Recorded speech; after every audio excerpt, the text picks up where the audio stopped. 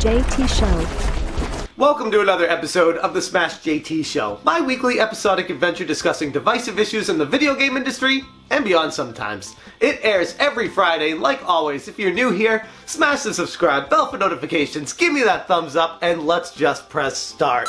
For this week's episode, we're going to be talking about the Game Awards, but the more specifically Geoff Keighley Game Awards, which in a weird way has become the de facto must-see TV for people who care about game awards in general. For whatever reason, he is the one that has created the one that everybody watches and pays attention to, which is concerning for a few reasons. Now, this video might dive into a little bit of conspiracy theory, tinfoil hat stuff, which is nothing new for me, but I want to preface it with that just so we understand we're all on the same level here. With that being said, let's talk about some of these nominations. Everybody had an issue, for the most part, with the Game of the Year award. That's the one that really means the most. The rest of them are kind of like, oh great, you won this award for best graphics or best action game or best multiplayer. Cool, those are all fun and everyone cares to get a pat on the back. But ultimately, the most important award at the show is similar to the movies, Best Picture, Best Game. And this is what everybody seems to be focused on.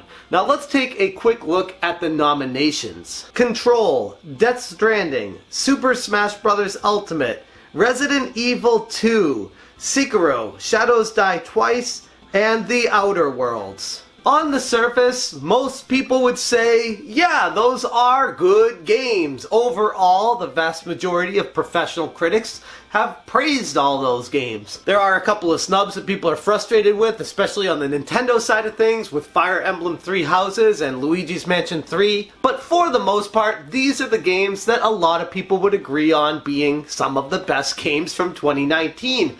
And I'm not here to argue that. All I'm here to say is, it is a little bit concerning that there are ties to the game industry with Geoff Keighley and these companies that are making the games. More specifically, the highlight of it being Death Stranding, with 9 total nominations during the entire awards show, with a close second being Control coming in with 8 nominations for the entire awards show. Now first off, I want to focus on Death Stranding because this game is quite the controversial piece, especially when the reviews started rolling out for it. They were all over the board. Some people were saying it's a 10 out of 10, the best game they've ever played. Some people were saying it was the most boring, dry experience they've ever seen, and were giving it pathetically low scores. So this was not unanimously praised. As time's gone on, I think more people have understood the message, or at least wanted to play it more and enjoyed it more as they did, but the game by no means was across the board a hit. The interesting part about it though is that Geoff Keighley, the guy who runs the award show, is in Death Stranding, and Hideo Kojima, the guy who's in charge of making Death Stranding, is good friends with Geoff Keighley, the guy in charge of the award show. So there is a little bit of a conflict of interest there, and I'm being generous when I say that. But the other concerning situation with this award show is 505 Games, the creator of Control and the publisher of Death Stranding on PC. They have 8 nominations, and you can't help but think that these guys might be giving nods to these games where other games should be getting nods, but because they're not buddy-buddy with them, they're not getting the attention they deserve. Especially Fire Emblem Three Houses. But like I said, Luigi's Mansion 3, hell, even like Gears of War 5, tons of other games that could have been nominated for categories that got snubbed because of possible backroom shenanigans. That is the concerning situation we're dealing with when it comes to the Game Awards. Now, by Geoff Keighley's own admission, he is not somebody who votes on these awards, he's not somebody who nominates these awards, but it is curious. It is certainly interesting how this all came to be. Maybe it is a coincidence, and hell, maybe these games do deserve to be on the nomination lists that they've made it to. but it's just curious with these relationships that we all know exist in the background. It's hard not to put 2 and 2 together and make 4 out of this. Then there are people that are frustrated with Resident Evil 2, how that's a remake, making it as a nomination for Game of the Year award, even though the game has been out for a very long time. Then you get the argument of, should a remake be considered for Game of the Year if it's already come out in the past, if it's the same game just being rehashed, even if they did a fantastic freaking job on it, which they did, should it be nominated for Game of the Year if it's just being based off of a game that already existed? Which I would say, yeah, I could see it does, especially, I mean, look at a game like Final Fantasy VII when that comes out eventually next year. It's probably going to be the same argument during the next Game Awards. So yes, I can understand why, but I just want to mention that there are people that don't agree with how these nominations got made. The frustrating part for me, I am a gamer. I play a lot of video games. But my bias removed from all of this, I am unable to play every single one of these games to the fullest extent to be able to make an opinion on it and be able to place a game in front of another game or behind another game. And what I mean by that is, with movies it's more doable. Like, if you're talking about the Oscars or anything like that, people can sit down, watch an hour and a half, 2.5 hour movie, and then compare it to another one, and yeah, you'll get issues with that as well, but video games are an entirely different level of entertainment, where Death Stranding especially is one of those games you could spend 40, 80 hours on playing it, and some people don't even start to enjoy it until the 10 to 12 hour mark of it. Whereas another game, like Luigi's Mansion, might take you 3, 4, 8 hours to complete, depending on how thorough you are with the mansion. And then you need to spend time on every single one of these other games, like Sekiro, Shadows Die Twice, or Control, or any of the other actual nominations on the list. How does one individual come to a conclusion of what one game is better than another game if they can't spend the amount of time on it to get to that point? And I gotta be honest with you, from my perspective, somebody who plays a lot of video games, it is impossible to have any kind of life and play every single big game that comes out.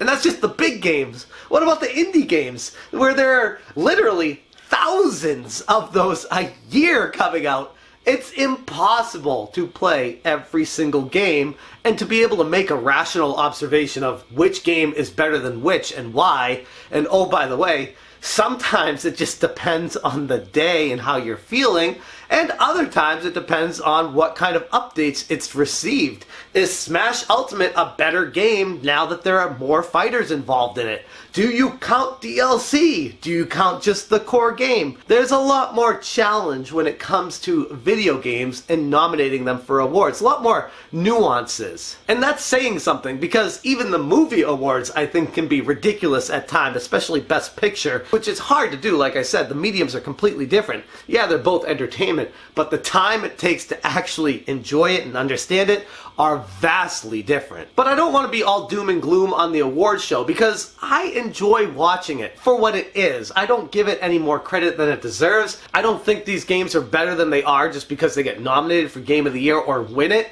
I give them a shot if I haven't gotten around to playing them, maybe, but that doesn't mean they're actually good games, and I know that going into it. The award show is really something I like to watch because of the game announcements, the reveals, everything that they're talking about behind the scenes that gets shown off on the night of the Game Awards, not necessarily the winners. I think it's good to be able to pat these developers on the back and give credit where it's due, but also, not to say everyone deserves a trophy these days, because they definitely don't, I do find it a little bit frustrating that when they're showing off these big AAA titles and talking about how popular they are, they might be missing out on developers that are making incredible experiences that don't get the recognition because they don't have the marketing budget, because they don't have a gigantic AAA publisher pushing their game. And that's one of those things that will always exist in the video game space, because it's impossible, like I said, for every single person who's making a vote on these games to play every single game to the extent that is required to be played to understand it enough to know which is actually better.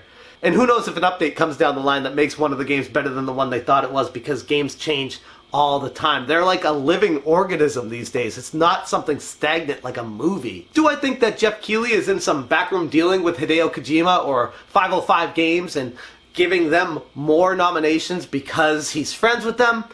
No, I don't. I'd like to think that this award show has more integrity than that. But at the same time, a lot of these companies are advertising on the Game Awards. A lot of these companies are giving exposure to new games, which gives attention to the Game Awards. And it's very challenging to be the guy who runs a show and not say, okay, I'll show off your new game during my Game Awards show if I find a way to get this game that you made last year nominated for whatever category that they want, just so it gives more attention to their game. So it is a very challenging position that I definitely don't envy Geoff Keighley being in, but hell, this is his show. He put himself in the position, and for what it's worth, it's a good thing for the video game industry at large. So I don't want to hate on it, but there are certainly a hell of a lot of concerns going forward with it.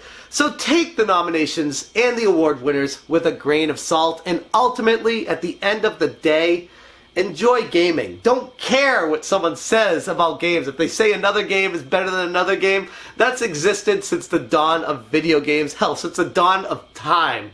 Enjoy what you love. Have conversations, be passionate about it with other people. Maybe the winners of these will spark conversations to get people talking about games that weren't on the lists in the first place.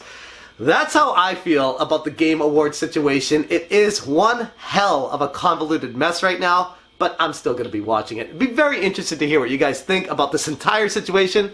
Let me know in the comments below. For this week's Smashing Video of the Week, I want to talk about one of the larger creators on the platform, Shesez, or Shesez, or whatever people want to go by. It's the guy who does the Boundary Break stuff. Really fascinating videos on his channel, but one in particular he just made, this Donkey Kong documentary for the 25-year anniversary, is absolutely fantastic. He does interviews with the developers from the original team at Rare and talks about the design of the game and how it came to be. Definitely something you need to check out. You will not regret it. I'm going to leave the video right there, but before I go, like always, I want to say a special thank you to all the Patreons every week that help support the channel on a monthly basis. You guys are absolutely amazing. If there's anybody out there interested in joining them for as little as $1 per month, I'll put a link to it right there. And if you enjoy what I'm doing here and you still haven't subscribed, put the subscribe button right there. And if you missed last week's video, I'll put a link to it right here. That's all I got for you guys today. Thank you so much for watching, and as always, you stay smashing.